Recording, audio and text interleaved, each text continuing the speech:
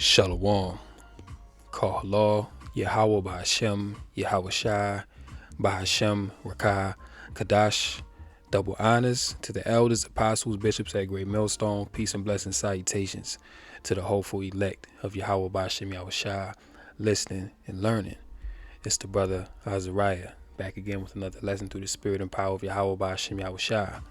And with all the turmoil, confusion, and uproars of the people going on in the world today, this is a time that has never been seen before, and as the scriptures say, shall likewise not be seen again. This is an unprecedented time, dangerous times that we're living through. And the Lord, Yahweh Ba'ashem Yahushai, is manifesting the end through all of what's going on in the planet Earth. This is to let the believers, the hopefully elect, know what time it is so that we can prepare ourselves for the coming of our Lord, Yahweh Shai, whom the world called Christ. This is for us to know where we're at so that we can prepare ourselves to meet the bridegroom. And ultimately, Lord willing, we be those same very souls that will inherit the kingdom, that will walk into the kingdom on the first go round. The ultimate goal is salvation. But here it is, this Texas border thing, Eagle Pass. Mind you, this has been going on for months.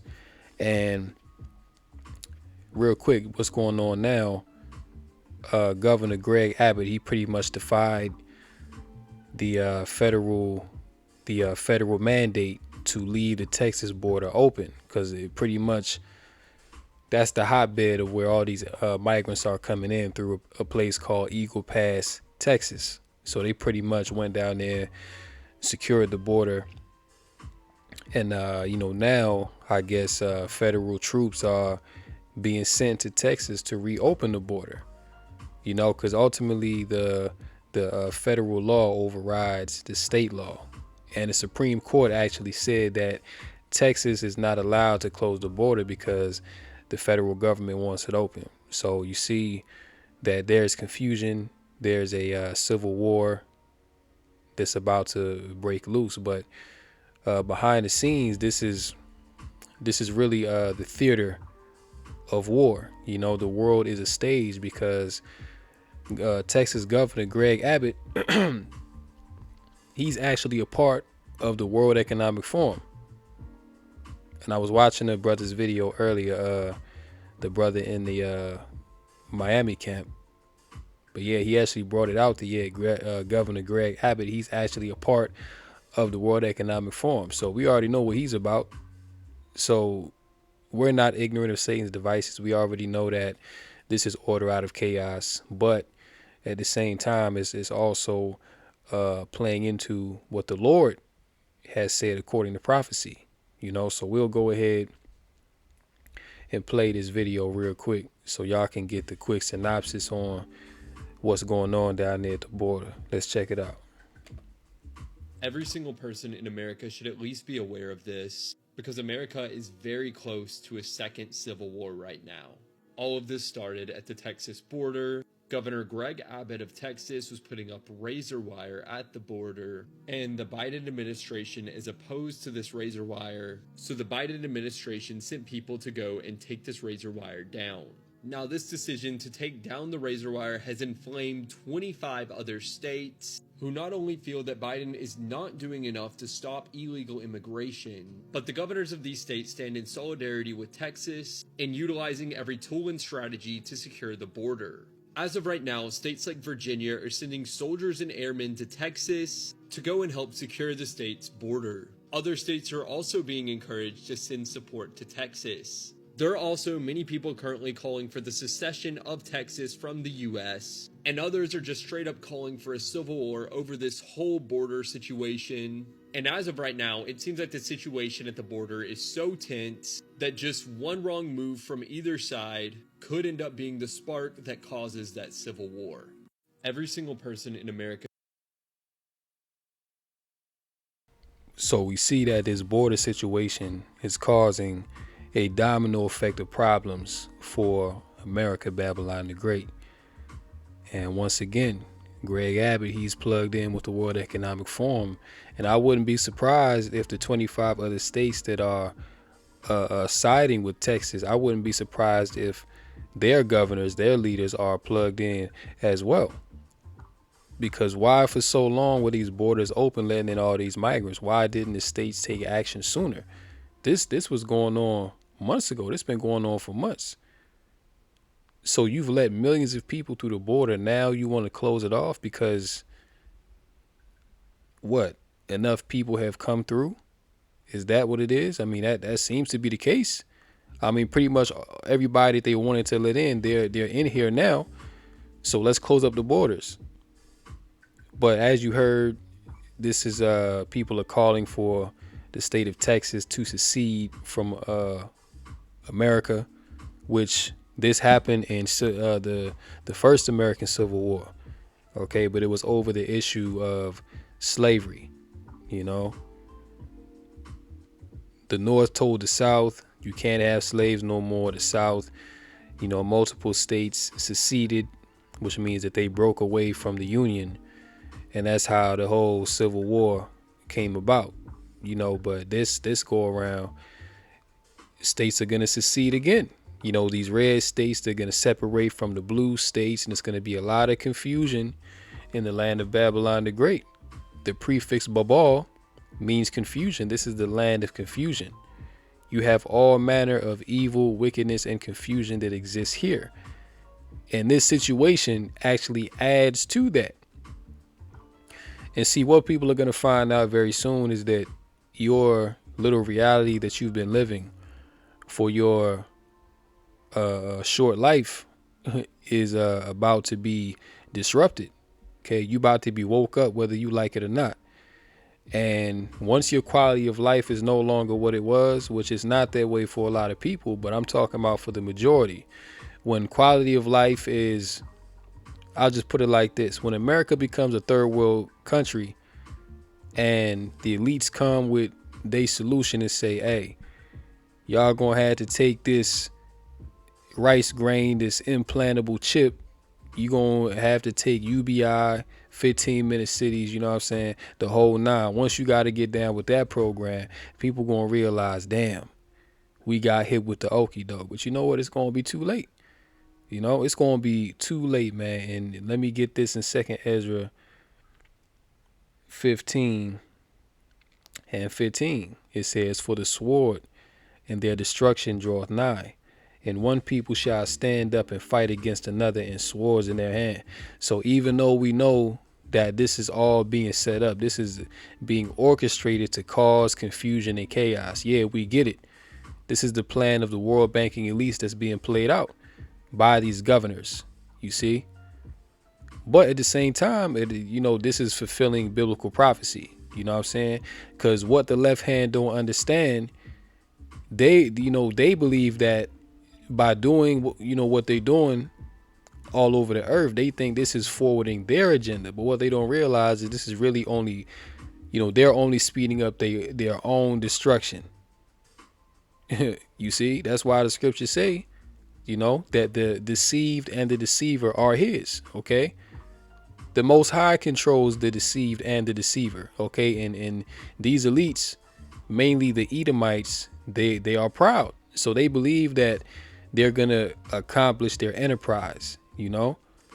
But at the last, the Lord is going to disappoint them. Let's read on.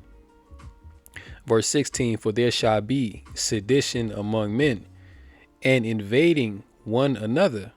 They shall not regard their kings nor princes, and the course of their actions shall stand in their power. So the common citizen that don't really understand what's going on, they don't understand the deepness of what all, you know, what the significance of all this is. Okay, they're not going to regard their kings nor princes because they see that the policies that are being set up against the American citizen is not to their benefit, it's for their destruction. So they're gonna be like, yo, fuck the government, you know, we not doing this, we not doing that. A lot of stuff is gonna get shut down, a lot of stuff is gonna stop. That's what time that we in right now.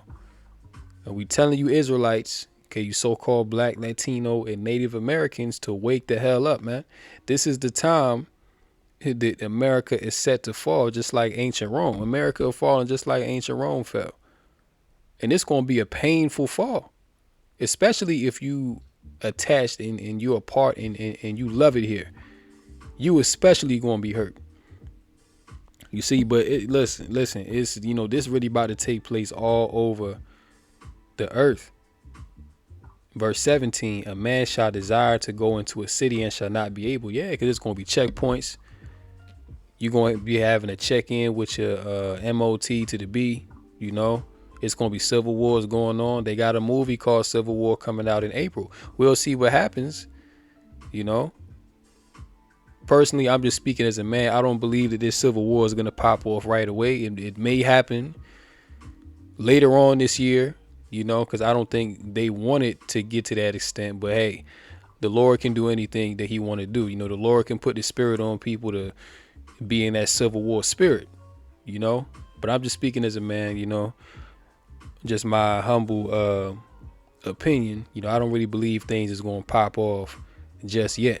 But we'll see what the Lord has in store. Verse 18, for because of their pride, the cities shall be troubled, the houses shall be destroyed, and men shall be afraid. In this time, men are going to be afraid. And if men going to be afraid, grown men, how much more or how much lesser women? You got to think about that. This is a time of great fear. It's going to be evil all around you. It ain't going to be no comfort. Nothing in this world that you're going to see during these times is going to give you faith. The only faith and stability that you're going to have is through Yahweh B'Shem Yahushua. And if you're a woman, especially if you have a man of the Lord, okay, that's going to be your saving grace right there. You know what I'm saying? So let me move on here because, hey, is stuff popping off all over the earth. You see, there's protests going on in Argentina because the new president they just put in place down there, which he's plugged in with the WEF as well. This dude Javier Milei, okay, he's a WEF puppet. You see, so now the people in Argentina, they protesting because he pretty much, peeling back all the benefits that the people was getting prior to this dude being in office. So this is about to be another uprising, another civil war. Let's check it out. The extreme libertarian economic experiment over in Argentina is getting its first major test today, with the country's largest union now going on strike, which is actually kind of wild, because this is by far the earliest into a new presidency that a strike like this has happened. You've got the CGT union and its 7 million members alongside many smaller unions, worried that President Javier Milei's economic reforms are going to strip away too many regulations and worker protections, with some of these being fought in court. And they include things like cutting down maternity leave by a few months, increasing the probationary periods for jobs from 3 months to 8, reducing how much someone's entitled to if they're laid off. And that's just the stuff directly affecting work. They're also angry about rent controls being abolished, price ceilings on many goods being removed, and you've got the president of the CGT vowing to fight for these things and saying they will not yield an inch of what has been achieved. However, Milei's government isn't just letting these protesters do their thing. They've said that any civil or public servant protesting would be docked a day's pay, and that on top of that, they'll track the hours police use to contain the protests and then have that bill handed to the unions. And it's really not expected that they're going to budge on these economic changes, because the president and his allies literally think that it is a matter of life and death for the Argentinian economy, with inflation still at record highs and over 40% of Argentinians in poverty. Right, so in the eyes of Milei's government, many of the benefits that they're cutting just can't be afforded by Argentina right now. Though on the other side, you have the union saying these are just rights, saying it's not a matter of whether Argentina can afford it or not. They're entitled to it. The extreme libertarian And really what's going on with this is that the Argentinian government, once again, this dude Javier Milei, he's plugged in with the World Economic Forum. And Klaus Schwab actually said out of his own mouth that the WEF has penetrated world cabinets. So when you see stuff like this happen, you already know what this is leading to. They're putting the squeeze on people. They're going to take away people's benefits. They're going to take away people's comforts and autonomy so that they can cause people to go through a rough time, a very difficult situation, so that when they're ready to bring in their solution to the problem that they created, people will more willingly accept. Okay, and this is part of that Hegelian dialectic: pressure from above and pressure from below. You got to constantly squeeze the people. You can't give them a moment to think that they're in a good case. You can't give them an occasion to think that their lives are secure. Okay, you have to constantly stir the pot, if you will. All right. Second Ezra 16 and 18, it says, the beginning of sorrows and great mournings, the beginning of famine and great death, the beginning of wars, and the powers shall stand in fear. The beginning of evils, what shall I do when these evils shall come? Behold, famine and plague, tribulation and anguish. Tribulation and anguish is what you're seeing all around the planet Earth, are sent as scourges for amendment to correct people's wickedness. That's what scourges for amendment means. But for all these things, they shall not turn from their wickedness, nor be always mindful of the scourges. Behold, victuals shall be so good cheap upon earth, that they shall think themselves to be in good case. And even then shall evils grow upon earth, sword, famine, and great confusion. Let me go to Luke 21 and 25. And there shall be signs in the sun, and in the moon, and in the stars, and upon the earth distress of nations with perplexity, the sea and the waves roaring, men's hearts failing them for fear and for looking after those things which are coming on the earth. For the powers of heaven shall be shaken. So once again, we're in some very dangerous times, perilous times, as it says in 1 Timothy, the 2nd chapter. Okay. Day to day, things are very uncertain right now, and people see that things are getting worse. There really is no comfort outside of the Lord Yahweh B'Shem Yahushai. The farmers are also catching hell. Okay, let's look at this.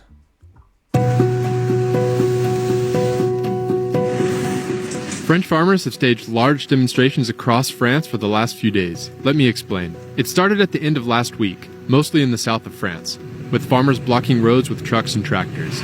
And for the past 2 days, farmers have blocked roads, lit fires, and dumped manure, dirt, and trash in front of police headquarters and banks all over France. At its core, their anger is about not being able to make a living from their work despite working 15 hours a day. They say there's unfair competition in France, because as French farmers, they're required to abide by certain rules that farmers in other countries don't have to respect, thus making their work more expensive. They're frustrated by the amount of administrative steps required of them, especially with regards to environmental regulations. France is Europe's largest agricultural producer. They say the regulations lead to unfair competition, because big distributors and supermarkets are going to sell at their price, and in the end, the French farmers make less money due to higher costs of production compared to farmers from other countries. They're angry that it's the others who are really making money off their labor. They've also attacked banks because they say the banks have abandoned them and have failed to properly invest in things they need to run their farms, such as feed for their animals. The French government has been making an effort to lower prices for consumers, which means lower profits for farmers. The protests across France present the first major test for the newly appointed 34-year-old Prime Minister Gabriel Attal. And on X, French President Emmanuel Macron wrote, quote, "To our farmers, I ask the government to be fully mobilized to deliver concrete solutions to the difficulties you face."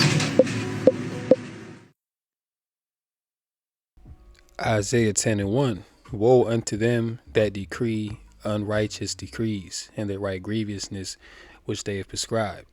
Proverbs 29 and 2. When the wicked beareth rule, the people mourn. When the righteous are in authority, the people rejoice. Okay, so this is a wicked rulership that is upon the earth, and that's why everyone is mourning. The farmers are unhappy. They're not being allowed to grow their crops nor sell them for a livable wage because of all these government regulations that they're having shoved down their throat. When things weren't like this before, but once again, you go back to the elites, the world planners that are setting up this NWO. They have penetrated these world cabinets. Okay, that's why people are so unhappy now, compared to just a few years ago.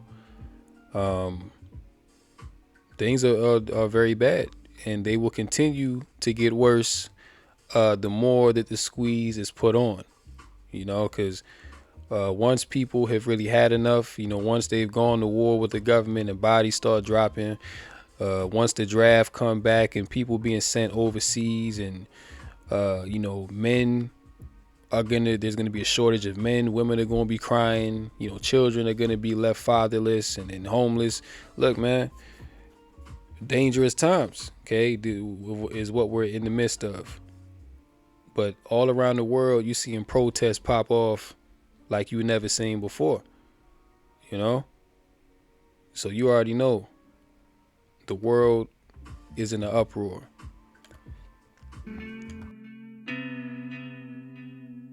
Yeah, guys, as you just seen in that video, these farmers have a very unique way of protesting against McDonald's. So for context, I came across this video on my For You page and it piqued my interest. And as you can see in the video, this farmer drops off this nasty looking hay bale right in front of the door. And I say nasty because this hay bale is obviously very old. You can tell it's super wet and damp, which means this hay probably stinks really bad and weighs a lot more. And the farmer obviously picked this hay bale on purpose because it'll cause more damage and be harder to clean up. So the farmer drops off this hay bale and then these two guys roll it inside of the McDonald's. They then proceed to spread out the hay all over the entire restaurant. And with the research that I did, I found out that these are French farmers. And they are protesting McDonald's due to the excessive regulation in the agricultural sector. What do you guys think about these farmers' protests? I'll tell you what I think. 2nd Ezra chapter 9 and verse 1. He answered me then and said, measure thou the time diligently in itself, and when thou seest part of the signs past, which are the prophecies written aforetime, which I have told thee before, then shalt thou then shalt thou understand that it is the very same time wherein the highest will begin to visit the world which he made. Therefore, when there shall be seen earthquakes and uproars of the people in the world. What are you seeing all over the earth? Uproars, protests, seditions, civil war that's about to arise. What's going to happen? Then shalt thou well understand. So you're going to well understand when you see these things happen in the earth, that what? That the Most High spake of those things from the days that were before thee, even from the beginning. For like as all that is made in the world hath a beginning and an end, and the end is manifest. Even so the times also of the highest have plain beginnings and wonder and powerful works, and endings and effects and signs, the signs of the times. This is what we should be paying attention to. This is what we are occupied, and this is what we're obsessed with. Prophecy. All right. A lot of jakes out there, all you do is talk about prophecy. All you do is talk about the MOTB. Well, what are we supposed to be talking about? We supposed to be involved in folly. We supposed to be bringing out false doctrine. Huh?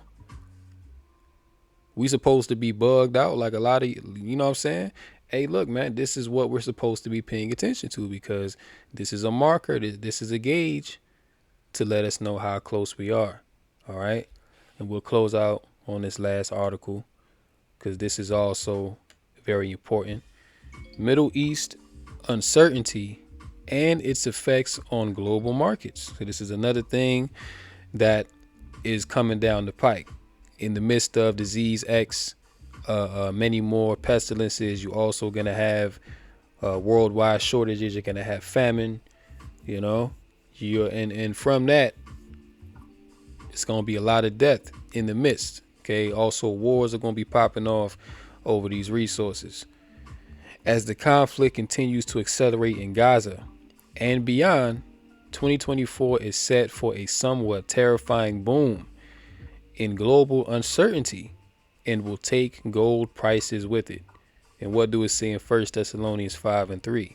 For when they shall say peace and safety, then sudden destruction cometh upon them as travail upon a woman with child. Okay, so these things are going to happen suddenly. It's going to happen all of a sudden. Global uncertainty. In a moment's notice, your reality can be flipped upside down. And in that case, what are you going to do? See, silver and gold The scripture tell you that people gonna cast their silver and their gold into the streets because it's not gonna be able to save them from the tribulation. It's not gonna be able to save them from the hell that's gonna be going on within the earth. It's not gonna do you no good because you got people right now because they see that the dollar is falling and it's about to crash. Oh, buy silver, buy gold. Now, I'm not gonna say that that's a bad idea. It would be wise to get you some silver and gold for a short amount of time. It may do you some good, but ultimately the judgment that's going to come on the earth from the Lord, silver and gold ain't going to save you. Bunkers ain't going to save you. Being a doomsday prepper, that's not going to save you. And as a matter of fact, a lot of those things will actually aid in your own downfall if the Lord ain't dealing with you. Okay, reading on.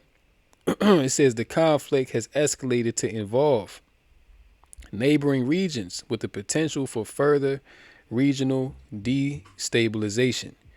Israel's military operations are now focusing on Hamas's southern and central strongholds, while regional tensions are heightened by the involvement of non-state actors such as Hezbollah, Hamas, and the Iran-aligned Houthis, okay, which all these factions are set up. All right, they fund both sides of these things, man. This threatens regional stability and could also put further pressure on global supply chains if it interferes with Red Sea shipping routes, which means what? There's going to be a lack. There's going to be a shortage, famine. That's basically what that means. In response, gold is holding strong after rocketing upward from its October 23 lows when fighting broke out. Blah blah blah. Jump down a little bit. It says record domestic oil production in 2024 might be helping provide a small temporary buffer between Americans and higher gas prices as a result of the war and OPEC's supply cuts last year. Combined with other non-OPEC countries like Brazil and Guyana pumping record amounts, the pressure is on OPEC to get some of that market share back, which could drive oil prices lower still in the near term. However, OPEC still expects demand to skyrocket as it contemplates further cuts due to economic development in China and pushback on quixotic net zero policies, driving up the need for fuel between now and 2025. And that whole net zero thing is what? That goes into all digital. All right, no more gas powered vehicles, no more gas stoves, no more battery powered electronics. Everything is going to be able to be tracked and traced. Okay, that's what these world planners have in their hearts to fulfill. You see? The election year factor adds another wrench, with an incumbent administration set to embrace war with the hopes of artificially juicing GDP with rising defense stocks. Though disastrous for the people in these countries and terrible for the dollar, all of this meddling points to record highs for gold in 2024 as the world dumps dollars and exposure to U.S. debt and flees to monetary safety. So this dollar is done. America is done. These Edomites are done, finished. Okay. 2/3 Israelites are done, finished. You see? Yeah, man, things are out of control. You know what I'm saying? Things are definitely out of control. Things are bad. Get this last little excerpt from this here. The logical outcome of more war, more global uncertainty, a supply crunch for oil, and election year madness. Election year madness. Okay, and things are about to get a lot more mad. All right, purge election year through the spirit. You know, brother's been harping on that heavy. You know what I'm saying? Because with all these migrants, they being given cell phones, they being given certain things, you know. So they just waiting to be activated. Okay, a purge is about to be on, man. Are you ready? A financial crisis and an accompanying global gold rush as dollars get dumped and scores of desperate investors and central banks move to protect their wealth. And this is going to lead to the MOT to the B.